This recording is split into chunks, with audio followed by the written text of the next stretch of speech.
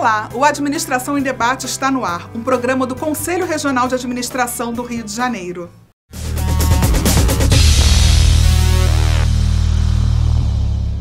A partir desta semana, você irá conhecer um pouco mais sobre o CRA-RJ, sempre às terças-feiras, às 7 da noite, aqui no TVC. O Administração em Debate leva aos estudantes e profissionais o que há de mais interessante e atual sobre a ciência da administração.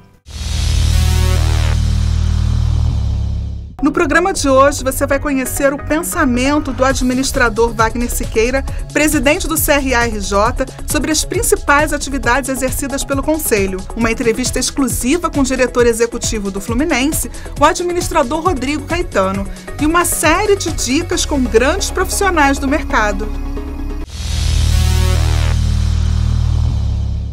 Hoje, no Administração em Debate, o presidente Wagner Siqueira irá explicar como o Conselho trabalha as questões fiscalização, ética e registro profissional. Confira.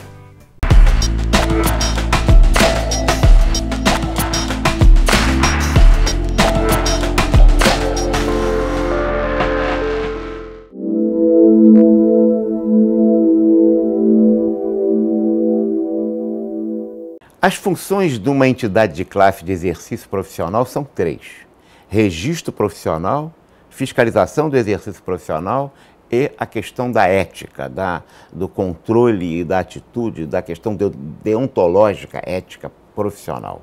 Portanto, ninguém pode exercer uma profissão se não for registrado no respectivo conselho. Quando a pessoa se forma em administração, ela é bacharel em administração, não é administrador. Quem dá o título de administrador, de administradora, é o registro do conselho. A fiscalização é outra atividade essencial, fundamental e essencialmente vinculada ao compromisso de uma entidade de classe como o Conselho. Não há como deixar de fazer fiscalização. E, como disse, finalmente, fiscalização de pessoa física, fiscalização de pessoas jurídicas, né? Porque a atividade é exercida quer por pessoas jurídicas, quer por pessoas físicas.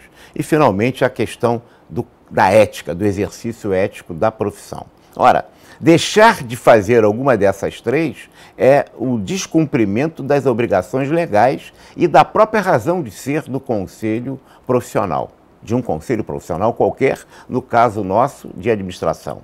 Portanto, eu diria que a ênfase que o Conselho Federal dá à fiscalização é apenas uma estratégia, uma maneira de motivar, uma maneira de criar efetivamente uma dimensão maior no processo de fiscalização nos 27 estados brasileiros, que ao fim e ao cabo são cada um conselho regional em cada estado responsável por esse exercício dessas três funções precípuas e essenciais, como disse, mas fundamentalmente agora da fiscalização. Certamente o Conselho Federal deve estar entendendo que a nível nacional há estados que fiscalizam melhor, outros que fiscalizam pior e pode ser até que haja estados que não fiscalizam. Portanto, eu vejo isso como um marketing, como uma motivação, como um estímulo, porque na essência não há como exercer a direção, um plenário, participar de um plenário. A própria existência do Conselho está intimamente vinculada ao exercício da fiscalização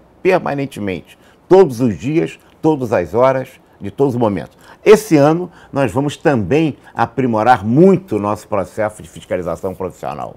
Por uma razão muito objetiva e muito concreta. Nós vamos incorporar processo de alta tecnologia, como fizemos agora com o registro na questão do autoatendimento. Este primeiro semestre, já em julho, até julho no máximo, estaremos a pleno vapor, incorporando um processo de transformação, de melhoria, de aperfeiçoamento de nosso processo de fiscalização através do uso intensivo e extensivo da tecnologia da informação de ponta no processo de controle do exercício profissional. Vamos certamente melhorar incomensuravelmente o nosso desempenho e os milhares de processos que temos hoje serão multiplicados algumas vezes. Tenho certeza que você, colega, vai ser alcançado por essas circunstâncias novas que o exercício da fiscalização do Conselho passará a empreender até junho deste ano, de 2013.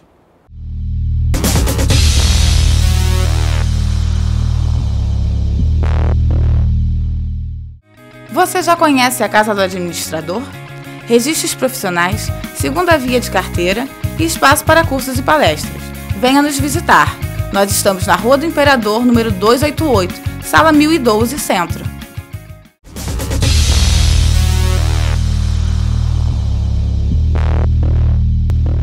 A profissionalização do futebol brasileiro está passando por um momento muito importante, e isso graças à nova leva de administradores que está aliando método ao talento dos brasileiros. Para falar com exclusividade sobre esse assunto, nós conversamos com o diretor executivo do Fluminense, o administrador Rodrigo Caetano. Esse é mais um dos nossos casos de sucesso.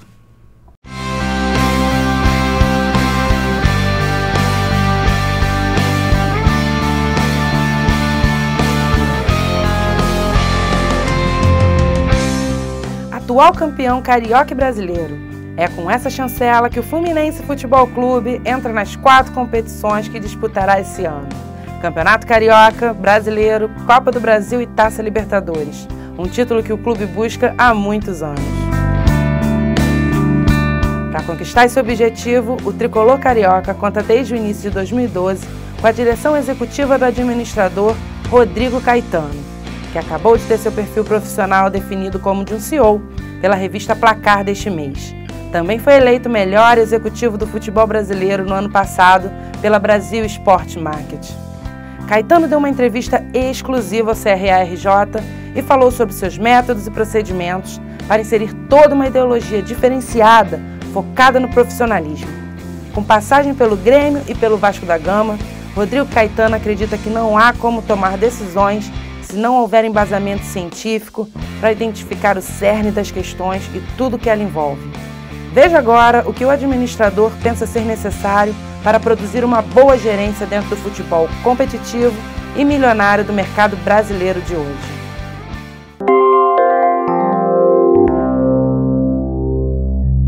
Fui atleta durante, como eu falei, 23 anos, contando desde divisões de base.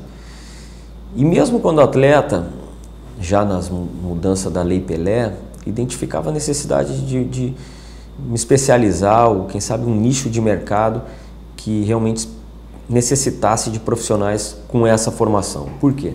Porque durante muitos anos os nossos clubes foram dirigidos por dirigentes estatutários, dirigentes políticos, e tinham também funcionários, muitas vezes, né, adaptados a algumas funções, sem a devida capacidade ou até mesmo a devida alçada para tomada de decisão. Então tínhamos aí um hiato, né?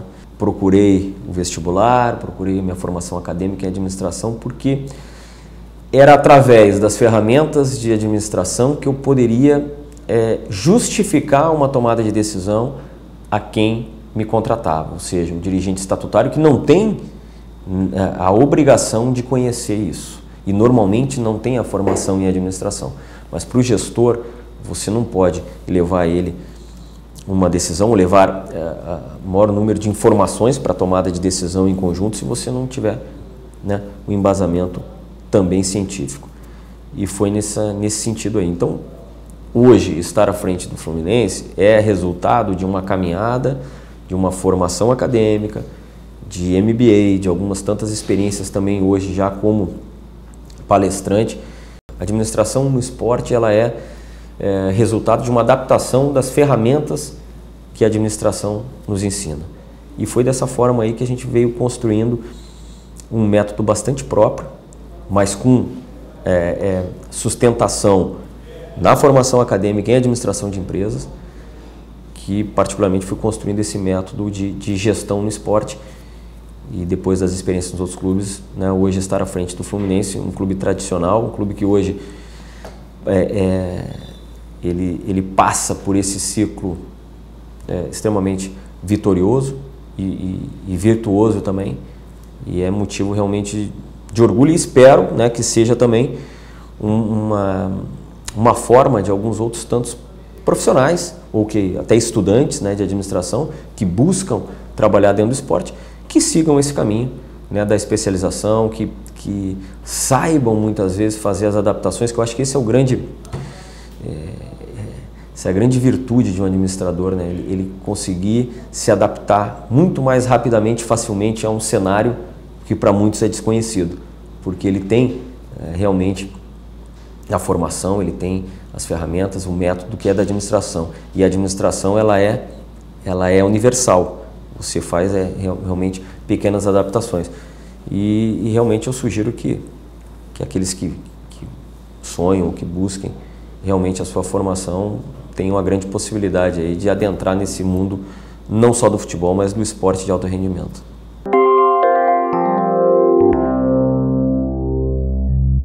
O convite para vir para o Fluminense se deu em dezembro de 2011, após a minha saída, né, de outro clube, do Vasco.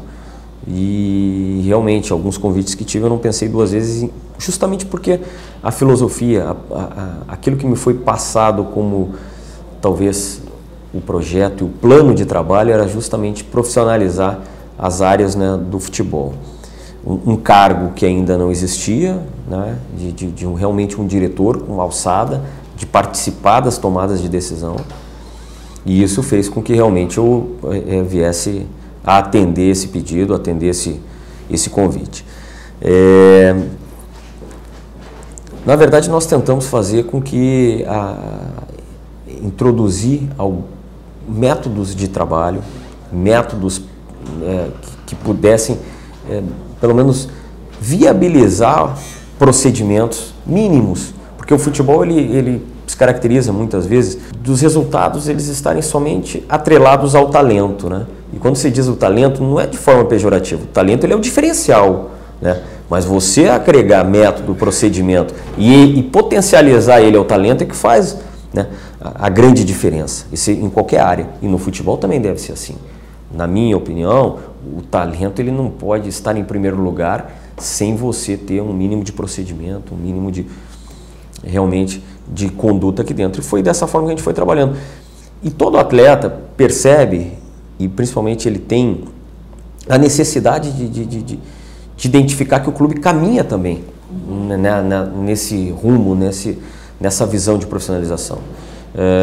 O que todo atleta deseja, assim como qualquer funcionário de uma outra grande empresa, é perceber que realmente a sua empresa, o seu clube caminha aí a passos largos por introduzir métodos, por introduzir procedimentos. E é dessa forma que a gente vem trabalhando já há mais de um ano e que foi aceito sem qualquer tipo de questionamento pelos atletas, porque a gente faz isso com a intenção de realmente educar, conscientizá-los de que isso vai trazer resultado dentro de campo também.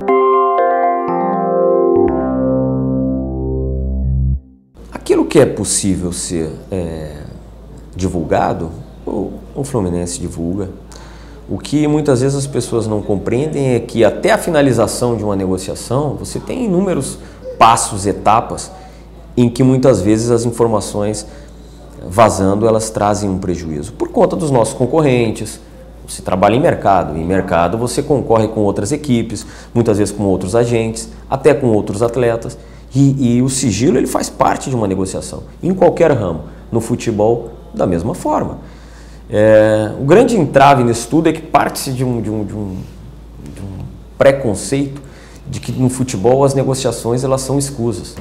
E é isso que nós combatemos hoje. Quando você defende a profissionalização, você defende que esse profissional ele responda pelo ônus e pelo bônus. Claro. Né? Então, é dessa forma. Eu acredito que as negociações, o planejamento, o controle de orçamento, a montagem, né, ou seja, de um plano de ação, esse é do profissional.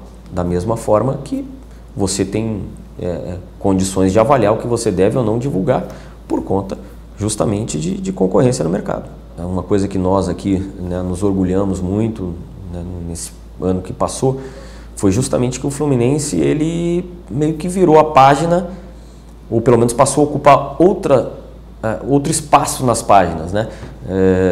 Também num passado não muito distante, víamos aí que o Fluminense muitas das vezes era realmente manchete em algumas, infelizmente, em algumas notícias que não traziam nenhum benefício para o clube.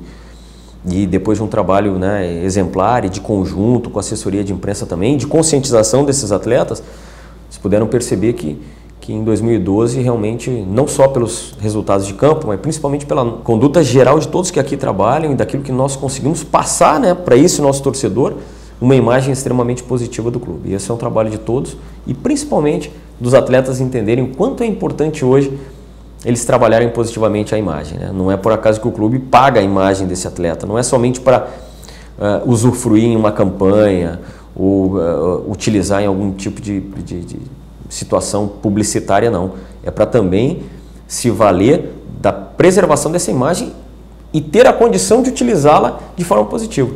Então acho que isso aí evoluiu bastante e muito por conta de um trabalho que ele é realmente de formiguinha e que traz um benefício também bastante grande.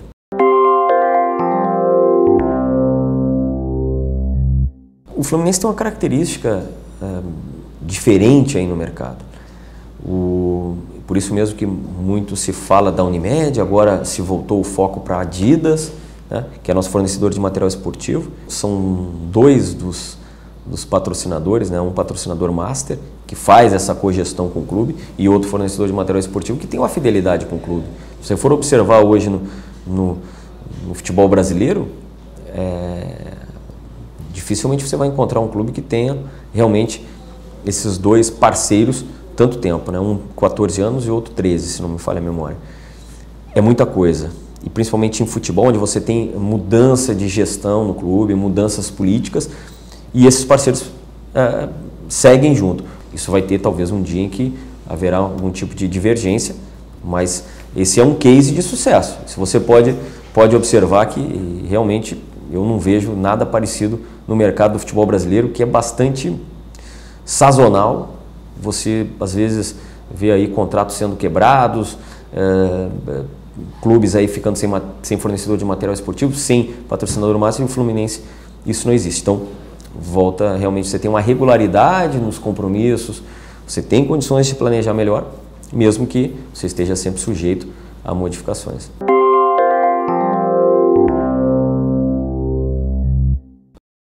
Bom, certamente nós vamos ter já o primeiro grande impacto, né, da própria Copa do Mundo, que é a viabilidade do nosso centro de treinamento. Isso vai ocorrer muito por conta de que o Rio de Janeiro carece, necessita de centros de treinamentos em que receba, né, essas seleções. Outra situação que certamente vem a valorar um pouquinho mais é os próprios atletas, né? Você está no país da Copa do Mundo, você está no país, de repente, depois de uma Olimpíada em que o Brasil nunca ganhou, e isso acaba, né, valorizando a nossa mão de obra, a nossa matéria-prima, que são os atletas, e que, com a sua valorização, certamente os clubes vêm a ganhar. Acho que, se eu for aqui te elencar, só vou ver vantagens. A própria modernização dos estádios, né?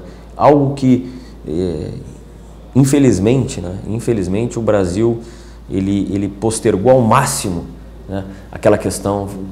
Estamos fazendo manutenção, alguns estádios hoje já não tinham a mínima condição de abrigar jogos, e aí você vê a limitação de público, os laudos muitas vezes não para a sua capacidade plena, e aí veio, né, a Copa do Mundo como um marco, eu acho, para modernizar de vez aquilo que já se vem fazendo no mundo inteiro, de transformar realmente os antigos estádios em arenas para um palco que realmente tem a dimensão de um grande evento como é o futebol, e principalmente o futebol brasileiro.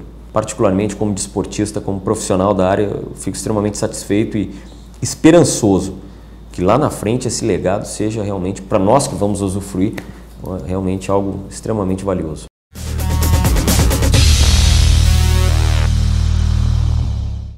Você já conhece a Casa do Administrador?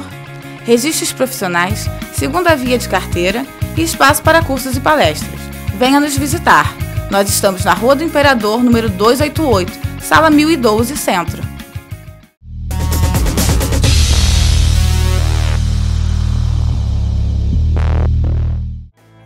O Administração em Debate reuniu dicas importantes de profissionais para melhor atuação na área. Confira agora no quadro Dicas de Administração.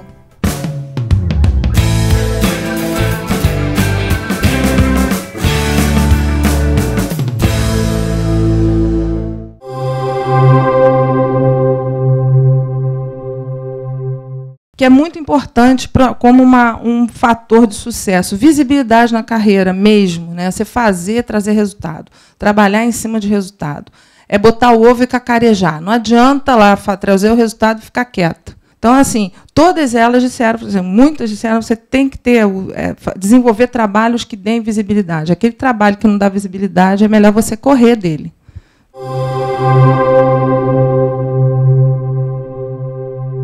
Eu acho que o lado humano é muito interessante, principalmente para vocês, administradores, tá? Que vão integrar o mercado logo aí na frente, ou aqueles que já o estão. Comecem a olhar isso. Pessoas não são números. E hoje nós somos tratados como números.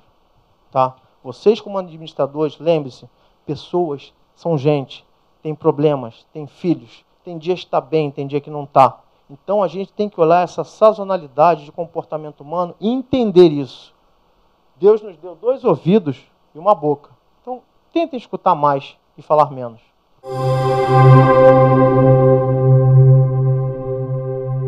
Uma colocação bastante interessante, ainda entrando nesse conceito de gestão por competência, e também tomando posse da conversa anterior, talvez as empresas, por exemplo, a Ambev, eu tenho alguns contatos com a Ambev, e uma vez a Ambev disse para mim assim, eu não presto atenção se você é de empresa júnior ou não. Eu olho isso no teu currículo, você foi de empresa júnior, tudo bem. Mas o que vai fazer diferença é a sua competência aqui na hora, é o quanto você tem a provar. Então, não fiquem tão preocupados se a empresa conhece ou não a empresa júnior. Fiquem preocupados em fazer o seu papel como empresário júnior lá na hora. Ou seja, se destacar. Isso é gestão por competência. Parabéns às empresas que gerem as pessoas por gestão por competências. As que não gerem vão realmente levar em consideração o currículo do cara, ou então o que ele fez, por onde ele passou. Então pensem em competência antes de pensar em GP.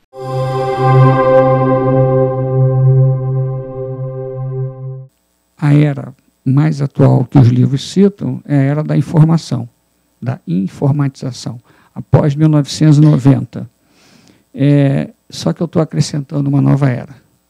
Para mim, a partir de 2020, aquela data, nós vamos ser obrigados a entrar na era da responsabilidade socioambiental.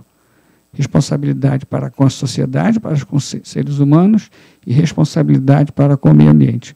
Mas não é só no papel, é efetivamente. O gestor ele vai ser obrigado a ter essa preocupação. Não só para poder vender, administrar, mas para sobreviver.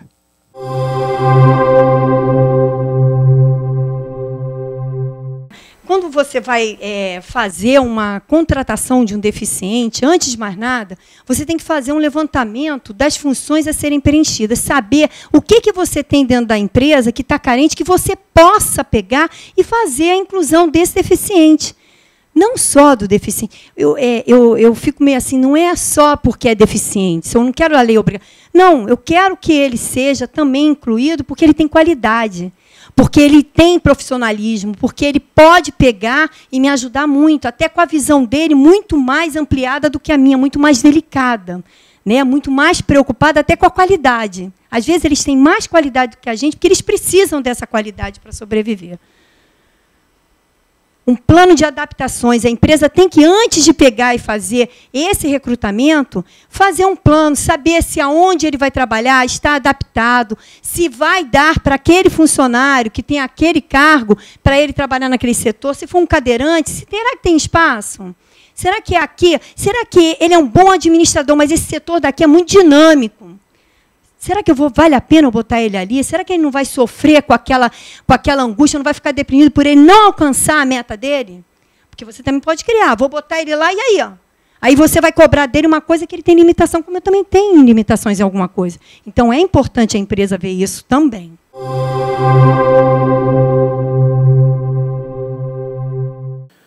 A primeira vez que você apontar uma solução, as pessoas vão passar a te olhar de forma diferente. E aí você vai passar a ter credibilidade. E aí as coisas mudam. É um trabalho, muitas vezes, de formiguinha. Porque quem oferece soluções, não importa se você tem um mestrado ou um doutorado. Depois que você está dentro da empresa, você está em pé de igualdade com todo mundo que está dentro da empresa. Os títulos valem muito para você abrir essa barreira inicial. Mas depois que você está lá dentro, o que vai te fazer crescer ou não é o seu conhecimento, a sua capacidade produtiva. Então, nada de ficar reclamando da vida e procurar uma oportunidade em todo problema. E nada mais é que a curiosidade, a força de vontade e não desistir. Todos os slides estão ali, ó, coragem, atitude e atrevimento, que eu acho que para mim são 3 fatores primordiais para quem quer empreender. Tem que ser corajoso, não pode desistir, tem que ter atitude, né? E tem que ser atrevido às vezes, a maioria das vezes, porque todo mundo vai dizer para você que não vai dar certo, que é muito difícil, que alguém já tentou. Então você vai encontrar sempre barreira. Então você tem que atrever, tem que ser diferente, tem que agir de forma diferente. Uma das definições de loucura é fazer as mesmas coisas sempre da mesma forma e esperar um resultado diferente. Se você faz sempre a mesma coisa da mesma forma, o resultado vai ser sempre igual. Não adianta você achar que vai ser diferente. Então você ir para o trabalho todo dia e se comportar da mesma forma e achar que um belo dia seu chefe vai abrir a porta e vai te dar um aumento e uma promoção é loucura. Você tem que agir diferente. Você tem que sair da zona de conforto. E o empreendedor é o cara que consegue fazer isso. Ele se tira da zona de conforto. Quando ele sente que a coisa está muito parada, está muito estagnada, ele inventa alguma coisa diferente, modifica o cenário para ser diferente. E por isso que os resultados são diferentes.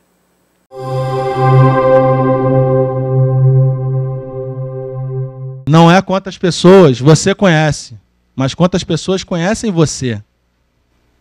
Né? E aí você tem que se fazer diferenciar, você tem que se fazer conhecido pela sua atitude, pela sua capacidade, pela sua capacitação, pela maneira que você, em um determinado evento ou em um determinado círculo que você esteja, você sabe se apresentar, você não fica escondido.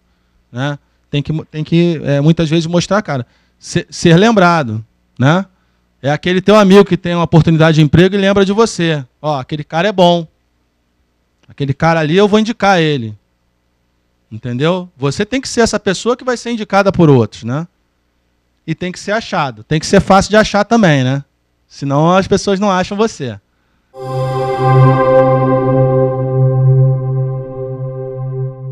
Se eu produzo um sapato por dia, minha capacidade instalada, a dela é um sapato, dele é um sapato, dele é um sapato, nós, separadamente, produzimos 4 sapatos. 2 mais 2, 4. Agora, se nós aplicarmos as técnicas de administração que nós desenvolvemos e aprendemos, e juntarmos a nossa força de trabalho, e botarmos em uma linha de produção, aí os 4, que produziam isoladamente cada um sapato, vão produzir 18 sapatos. Essa é a mágica da administração. Então, 2 mais 2 em administração, não necessariamente são 4. Quando você consegue 2 mais 2 em administração produzir 4 sapatos, significa que você não é um especialista, não é um profissional administrador. Né? Nós potencializamos a produção com a economia, com a linha de produção. Essa é a mágica. Só dá uma ressalva aqui, que os modelos, né, para cada ciência tem um resultado diferente. Né? A administração consegue fazer isso. Né? Nós somos seres gregários, vivemos em grupo. Descobrimos que viver em grupo é a solução dos nossos problemas. Né? E nos organizamos, né? Nos associamos em organizações. Vivemos 24 horas dentro das organizações. Com que objetivo? Viver melhor e mais facilmente. Só isso. E quem é o especialista de gerenciar e botar essas organizações funcionando a pleno vapor? Nós, administradores. Ninguém mais tem essa capacidade. Pode até tentar. Pode juntar 4 pessoas e fazer 6 sapatos, mas nunca 18. 18 só mais.